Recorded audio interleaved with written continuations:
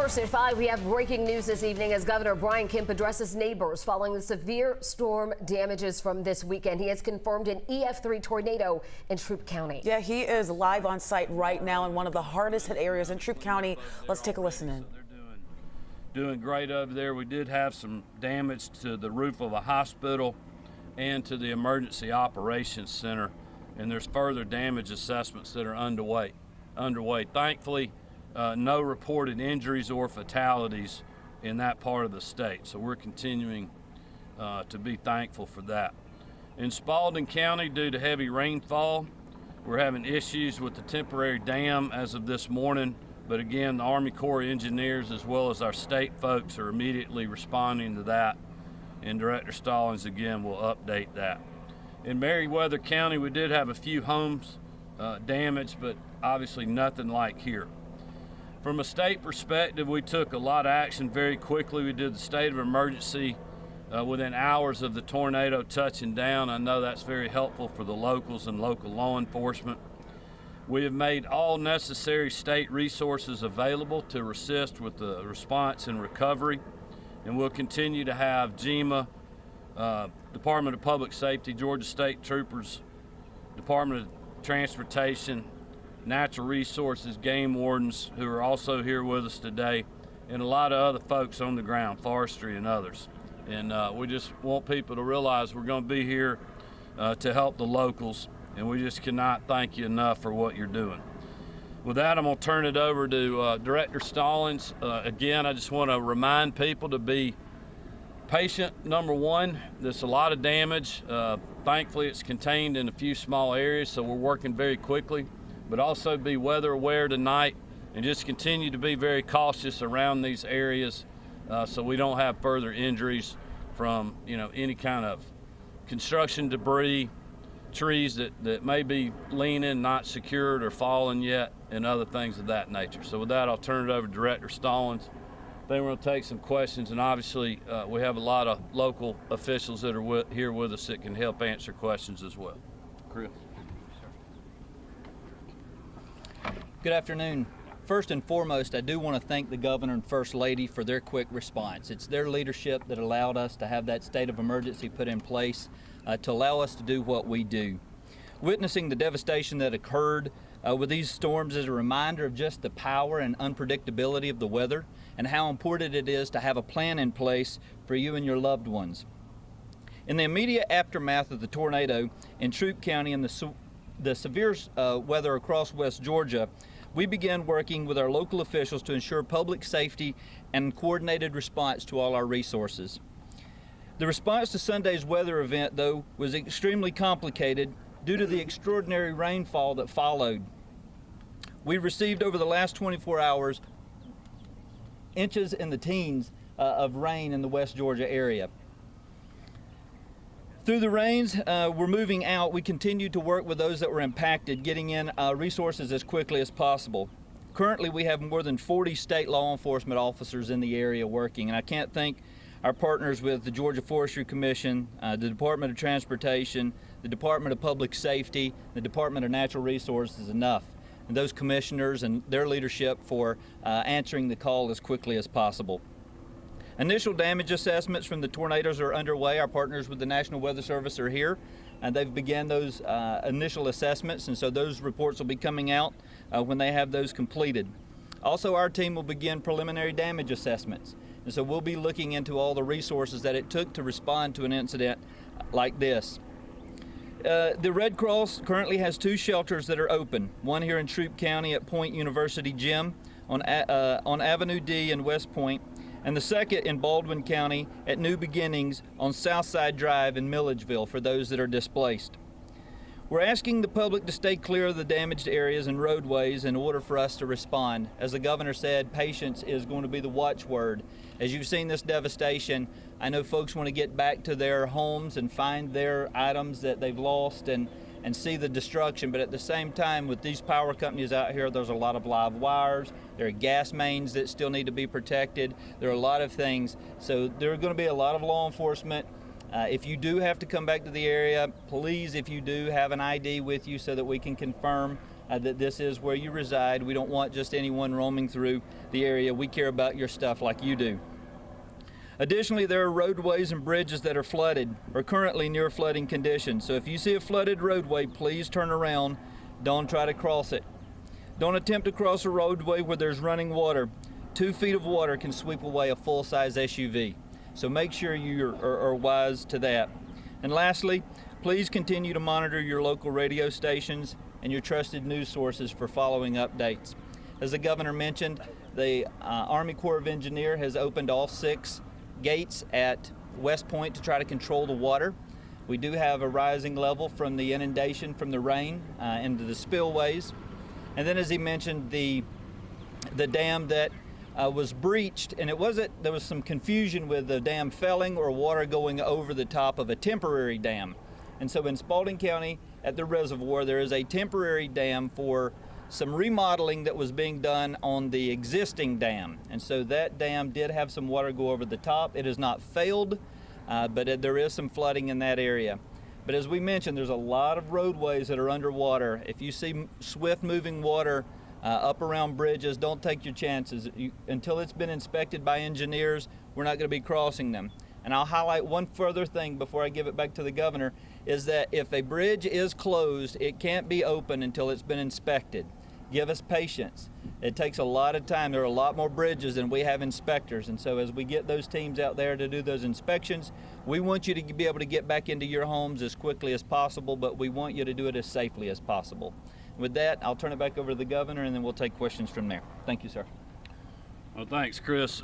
In closing, just on behalf of Marty and the family, we are just so thankful that there was no loss of life here. We're very lucky when you look at this devastation, and certainly want to offer our thoughts and prayers to the people of Mississippi. I communicated with Governor Reeves after the storm. I know it's a devastating storm that they're following over there, and you know, we're certainly very lucky, and thank God for that. With that, we'll open it up for questions for Richard. Governor, have you reached out to the federal government yet to see if they're going to have a federal emergency declaration? Well, we've definitely been in touch with our federal partners. I think the federal, you know, we're continuing to assess. I'll let Director Stallings give you an update on that. I mean, look, our first priority is we need to get people's power back on.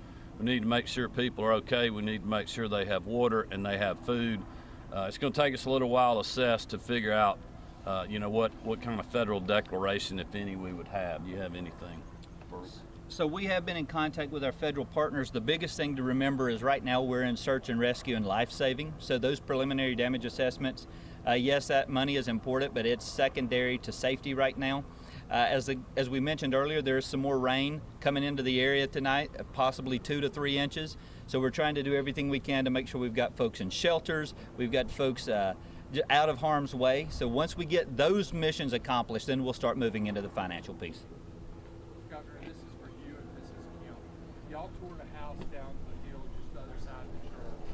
And I know first I'd All right, like- so you've been listening in to Governor Brian Kemp and the director of GEMA, we believe, that's been speaking there from Troup County, giving us an update on the conditions following the storms that we saw over the weekend. The governor confirming an EF3 tornado, saying that damage is still being assessed as we speak. He's telling everyone, if you were living in that area, you had to evacuate. Don't come back right now. There's a lot of floodwaters. There's a lot of damage. They're still in search and rescue mode. And now that this storm has passed, the sun has come out today. We are getting a better look at the damages across the area. You're taking a look at video just into the newsroom from Troup County, and you can see right here just this extensive damage from the storms. Now, according to the sheriff's office, about 80 to 100 homes were damaged. 20 to 30 of those completely destroyed. And as you can see right now, you are looking at the aftermath. Jennifer, I mean, this is something that's coming as people were still rebuilding in this area. I know, and I know that's very frustrating for a lot of the families that are down there dealing with this once again. And so we will certainly be thinking of them, and we will be bringing additional information as soon as we get it to these families to try as best as we can to provide them with information that will help them get back on their feet that much more quickly. We do have team coverage for you this evening. We are taking you to some of the hardest hit areas, and some, as Faith just mentioned, still recovering from storms in January. We begin this evening with our Tracy A. McPeer in Troup County. Now, this entire area on West Point Road has been reduced to rubble. Neighbors telling us how another line of storms this morning washed away roads, making their recovery even harder. It was just like a boom. And when the boom happened, it happened. It went through the house. Carrie Barnett was in her home on West Point Road early Sunday morning when a tornado touched down all around her, snapping trees and turning businesses and homes into this. This was like 2 used car lots next door, and then homes on down the line, and they're not there anymore. Barnett says they lost their cell service when the tower went down, and their power is out too. They can't connect it because the water and everything that's in the house is still leaking the roof. And to make matters even worse, more storms rolled in Sunday night. The roads were flooded, and I was like, oh my goodness, it doesn't stop. When is it going to stop? Crews are still working to clear debris and restore power. Now, the good news is no one was killed in these storms and only 5 people were injured. Coming up at 6, we've got ways you can help. In West Point, Tracy A. McPeer, 11 Alive News. Chief Meteorologist Chris Holcomb joining us now. And Chris, something that Director Stallings mentioned in this press conference is that there is some rain that could be coming tonight.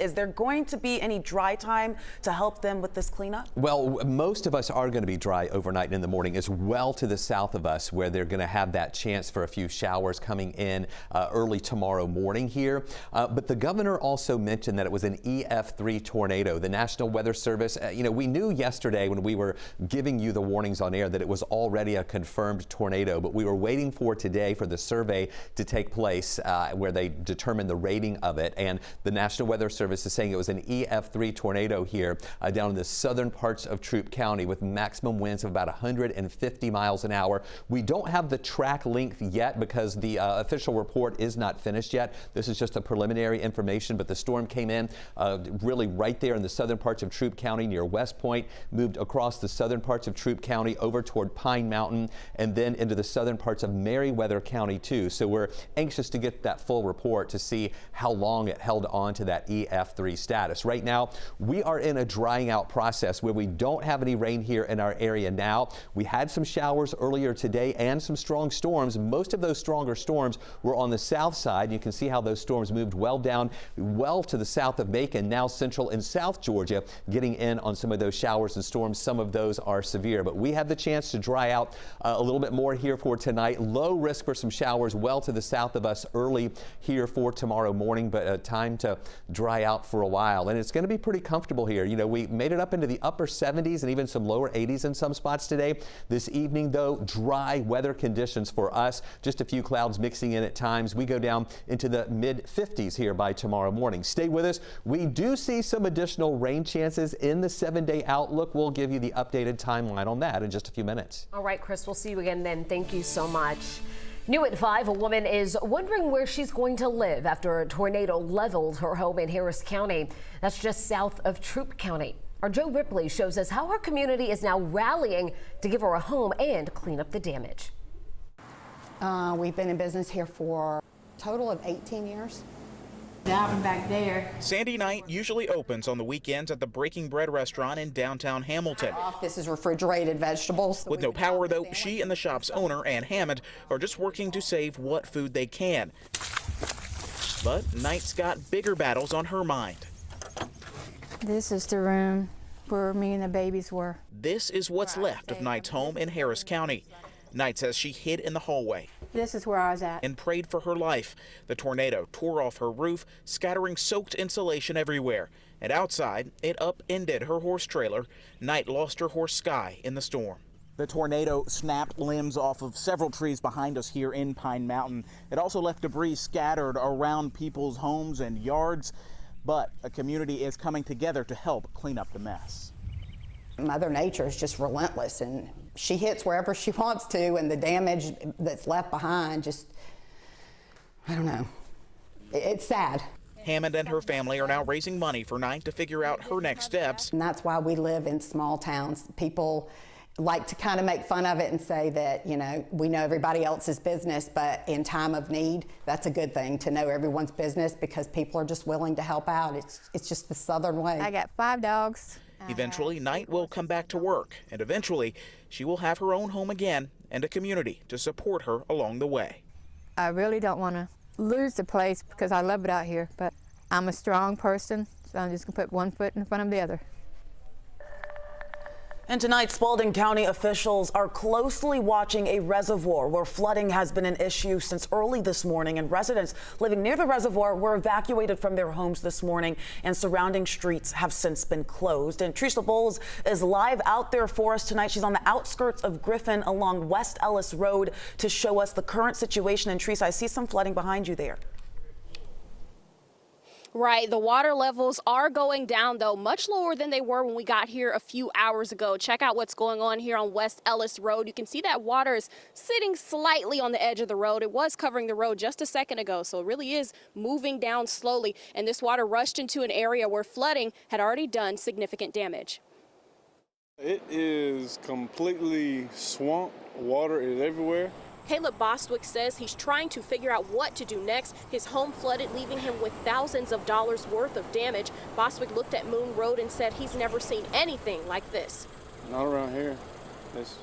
I mean, it rains, you know, just like everywhere else, but it don't flood. No, not like this. It's pretty bad. Excessive rain over the past few days added to the Heads Creek Reservoir. Spalding County Emergency Services blocked roads as a precaution and evacuated about 40 homes. The contractors observed through their renovations trying to upgrade the spillway and the dam that some of the things they had in place were being overflowed. Emergency Management Director Glenn Polk says along with Moon Road, drivers should avoid West McIntosh Road, Vaughn Road, and West Ellis Road, but he wants to stress that Public Works is doing their job. A tweet earlier today from the National Weather Service stated the dam had failed, which Spalding officials dispute. It was a misinformation put out that there was actually a breach or a failure of the dam, which was not the case.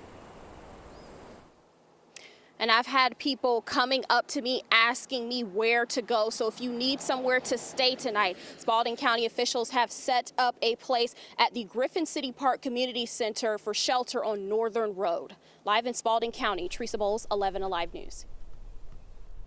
And for the very latest updates after the storm, you can head to our website, 11alive.com. We will have a live blog with new details and updates and alerts that you should be on the lookout for.